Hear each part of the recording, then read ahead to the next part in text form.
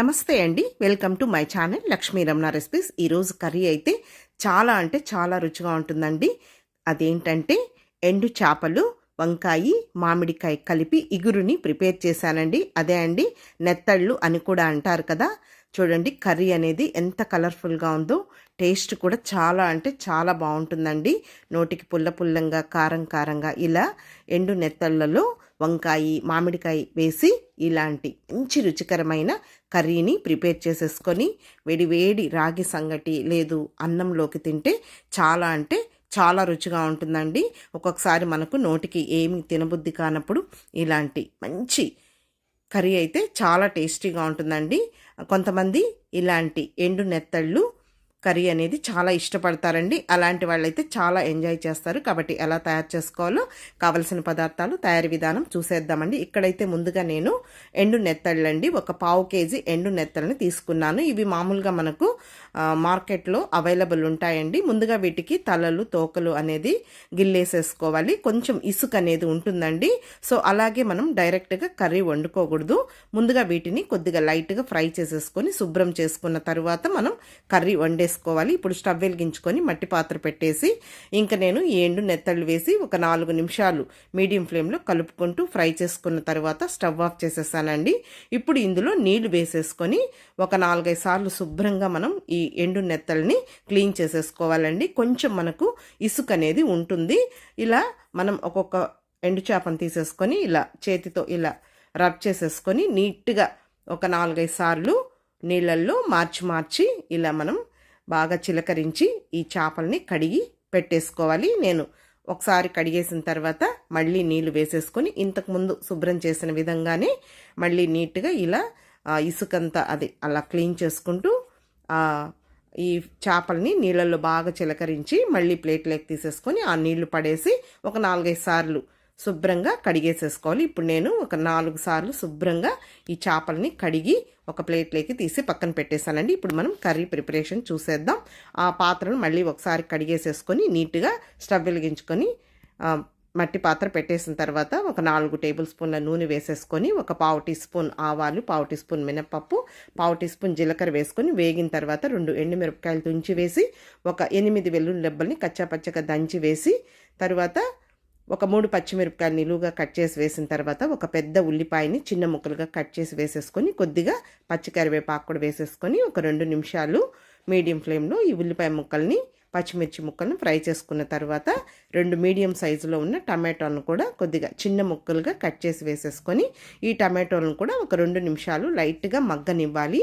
ఇప్పుడు ముందుగా మనం శుభ్రం చేసి పెట్టుకున్న ఈ నెత్తళ్ళని ఈ ఉల్లిపాయలు టమాటోలతో పాటు వేసేసుకొని మళ్ళీ ఒక 2 నిమిషాలు ఫ్రై చేసేసుకోవాలి. ఈ చేపలు మనకు కట్ అవ్వకుండా నీట్గా ఇలా కలుపుకుంటూ ఫ్రై చేసేసుకోవాలి. కొంచెం ఈ నెత్తళ్ళను కూడా ఈ పోపులో వేయించితే మనకు బాగుంటుందండి, ఎటువంటి స్మెల్ అనేది లేకుండా. చూడండి ఇప్పుడు ఇవి ఫ్రై చేసుకున్న తర్వాత ఇందులో ఒక 3 పెద్ద సైజులో ఉన్న తెల్ల వంకాయని చూడండి ఈ సైజులో కట్ చేసి వేసేసానండి. ఆ క్వాంటిటీకి నేను ఒక 3 పెద్ద తెల్ల వంకాయలను వేసాను. తర్వాత ఒక పావు టీ స్పూన్ పసుపు పొడి, 2 టీ స్పూన్ల కారం, ఆల్రెడీ మనం ఎండుమిరపకాయ, పచ్చిమిరపకాయ వేసాము. తర్వాత 2 టీ స్పూన్ల ధనియాల పొడి, రుచికి సరిపడా రాళ్ళుప్పు కూడా వేసుకోవాలి. ఈ చేపల్లో అయితే మనకు ఉప్పు అనేది ఉండదండి. తర్వాత ఉప్పు చేపలు అంటాం కదా, వాటిల్లో అయితే మనకు ఉప్పు ఉంటుంది, వీటిల్లో ఉండదు. కాబట్టి రుచికి సరిపడా వేసేసుకొని ఇంకా మళ్ళీ ఒక 2 నిమిషాలు మీడియం ఫ్లేమ్లో ఈ వంకాయల్ని ఫ్రై చేసేసుకోవాలి. ఇప్పుడు కొద్దిగా నీళ్లు వేసేసుకోవాలి, మనం స్పైసెస్ వేసాం కదా మాడిపోకుండా. ఇప్పుడు మళ్ళీ ఒకసారి అంతా కూడా కలిపేసేసుకోవాలి. మామూలుగా మనం టమాటో కాంబినేషన్తో ఉత్త నెత్తళ్ళ కర్రీ కూడా చేసుకోవచ్చండి. లేదు ఇలా మనం మామిడికాయ, తర్వాత వంకాయ, లేదు చిక్కుడుకాయ అలా వేసి కూడా మనం కర్రీ చేసుకుంటే బాగుంటుందండి ఎండు చేపల కాంబినేషన్లో. ఇప్పుడు ఒక చిన్న నిమ్మకాయ చింతపండుని 10 నిమిషాల ముందు నానబెట్టి ఆ పులుసు తీసి ఇందులో వేసేసుకోవాలి. ఆల్రెడీ నేను పచ్చి మామిడికాయ కూడా వేస్తాను కాబట్టి చింతపండు అనేది కొద్దిగా వేసేసుకోవాలి. టమాటో కూడా వేసాము.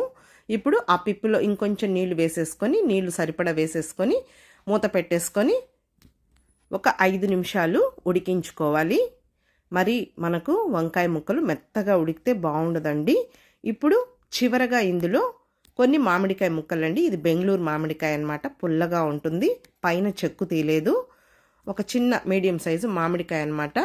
ఇలా మనం మరీ చిన్న ముక్కలుగా కాకుండా చూపించిన విధంగా ఆ సైజులో వేసుకుంటే మనకు బాగుంటుందండి. ఇప్పుడు కొద్దిగా కొత్తిమీరని కట్ చేసి వేసేసుకొని జస్ట్ ఒకసారి అంతా కలిపేసేసుకోవాలి.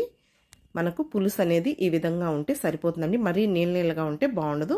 ఇప్పుడు మూత పెట్టుకొని ఇంకొక 2 నిమిషాలు మీడియం ఫ్లేమ్లో ఉడికించుకోవాలి.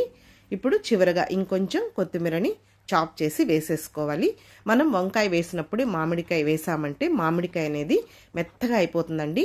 మామిడికాయ ముక్కలు మనకు మెత్తగా ఉండకూడదండి, కొద్దిగా క్రంచీగా ఉంటేనే బాగుంటుంది. వంకాయలు కూడా చూడండి కరెక్ట్గా ఉడికాయి. అలాగే మామిడికాయ కూడా మరీ మెత్తగా ఉడకకూడదండి. మళ్ళీ వేడికి కూడా కొంచెం మామిడికాయ ముక్కలు మెత్తబడతాయి. మళ్ళీ చల్లారిన తర్వాత కూడా మనకు పులుసు అనేది కొంచెం ఎగురుతుందండి, అంటే దగ్గర పడుతుందన్నమాట. ఈ మాత్రం ఉంటే సరిపోతుందండి.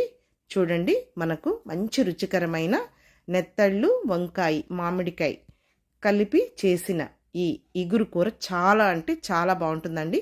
కొంతమందికి ఎండు చేపలు అంటే చాలా ఇష్టమండి, కానీ కొంతమందికి చేసుకోవడం సరిగా రాదని అంటూ ఉంటారు. సో అలాంటి వాళ్ళు మీరు ఇలా వంకాయ మామిడికాయ నెత్తళ్ళు కలిపి నేను చేసిన విధంగా ఒక్కసారి చేసుకొని వేడి రాగి సంగటితో కానీ లేదు అన్నంలోకి కూడా చాలా బాగుంటుందండి. తప్పకుండా ఈ విధంగా ట్రై చేసుకోండి. ముందు రోజు కంటే మరుసటి రోజు ఇంకా సూపర్గా ఉంటుంది. ఓకే అండి, వీడియో మీకు నచ్చితే లైక్ చేయండి, షేర్ చేయండి. ఇంకొక వీడియోతో మళ్ళీ కలుద్దాం. నమస్తే అండి.